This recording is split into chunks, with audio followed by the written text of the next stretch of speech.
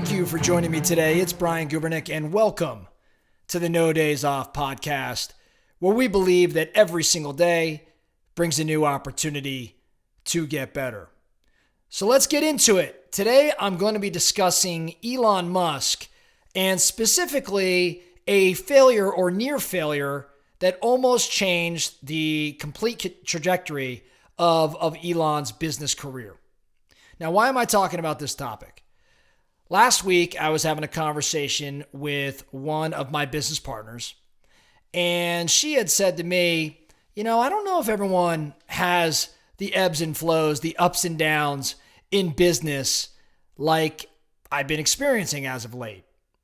And this isn't the first time I've had these ups and downs. I failed in 2004 and had to rebuild, and I kind of fell apart again in 2010 and had to rebuild, and it's got to just be me. Like, there's no way everybody's experiencing this sort of thing. And I said, no. Everybody does go through these ups and downs, some a little bit more than others, but there's peaks and valleys for all of us. And she said, I don't know if I believe you. And I said, well, who do you think's avoided this sort of thing? And she said, Elon.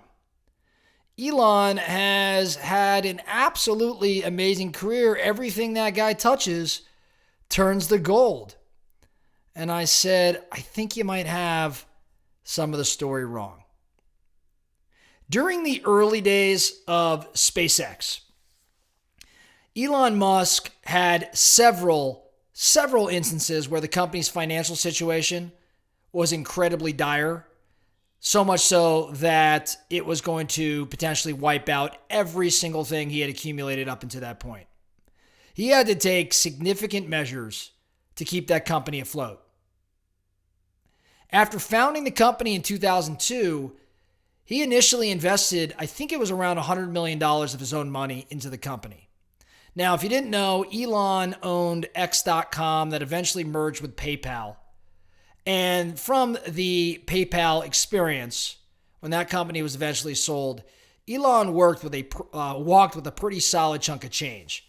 It's been reported $150, $170 million or so. So he was doing just fine. He starts SpaceX. Why did he start SpaceX? Because the guy genuinely wants to colonize Mars. He wants to create life or the ability to live on other planets. So I'd say he's got pretty big goals. And he starts SpaceX in 2002. He drops $100 million of his own money into the company.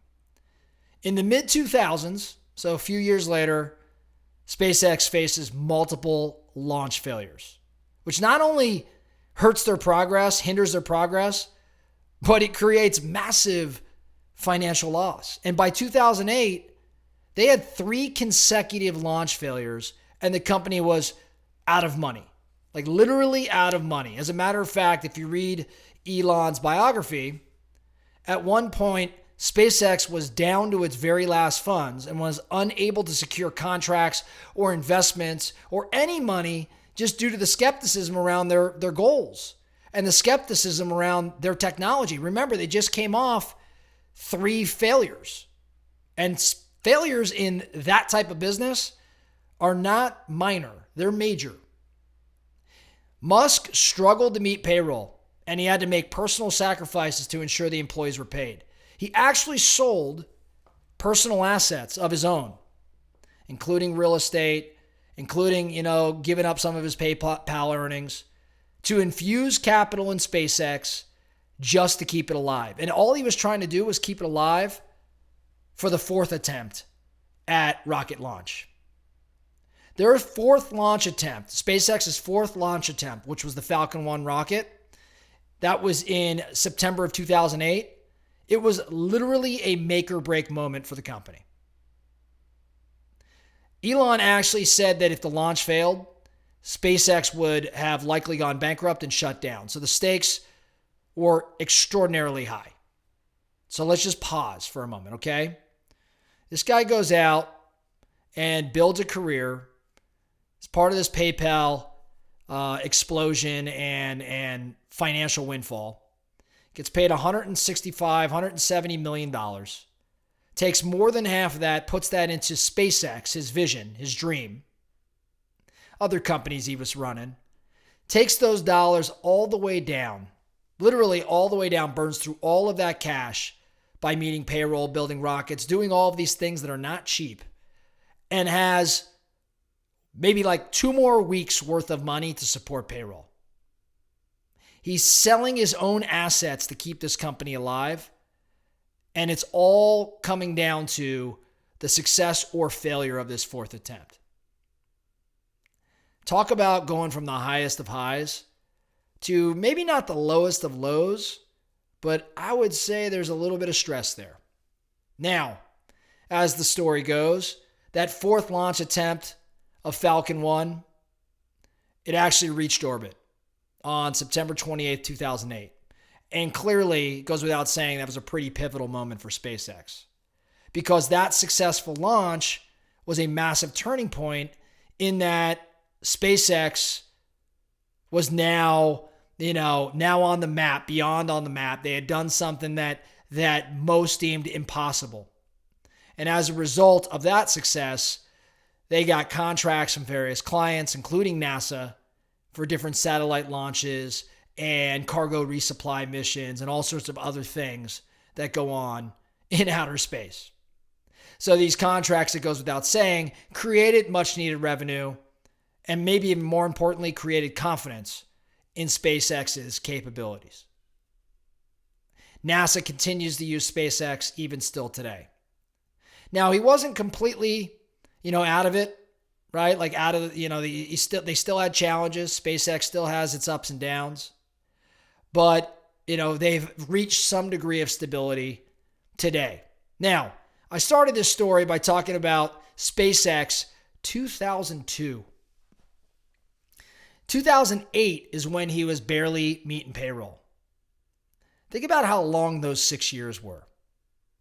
I mean, think about your own world where it's been challenging. You've had ups and downs.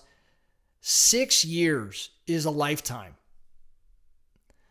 Can you imagine the stress? Can you imagine the failure? And many of you are saying, yes, I can imagine it. I just want to make it clear. Where am I going with all this today? The greatest business minds out there, the greatest innovators of our time.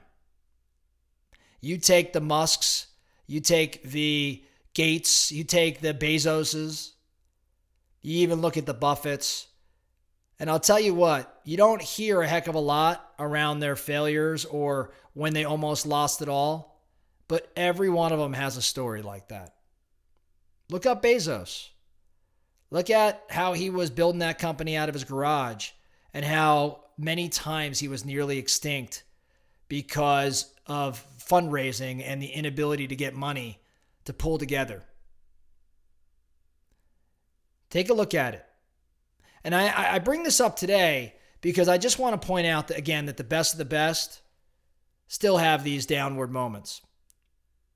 But they figure out a way to get through it, and it builds resilience and it builds momentum. And once you get through that sort of thing, you're so much stronger as a result. You think that Elon has any fear these days? Let's say around Twitter, where so many people think that thing could potentially tank and he's going to drive it to the ground. Guess what? He doesn't care. And I don't want to say he doesn't care because of his ego, or he certainly has one. We all have one, but he certainly got one.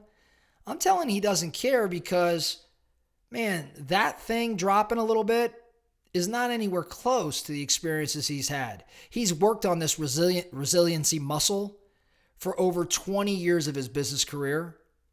Any ebbs and flows, ups and downs with Twitter or whatever else he dabbles in today is nothing compared to that experience. I would bet you, now I've never had the opportunity of speaking with Elon Musk, but I would bet you he's pretty grateful. He's pretty thankful to have been tested 20 years ago, 15 years ago to the level he was, because he's that much better a business leader today.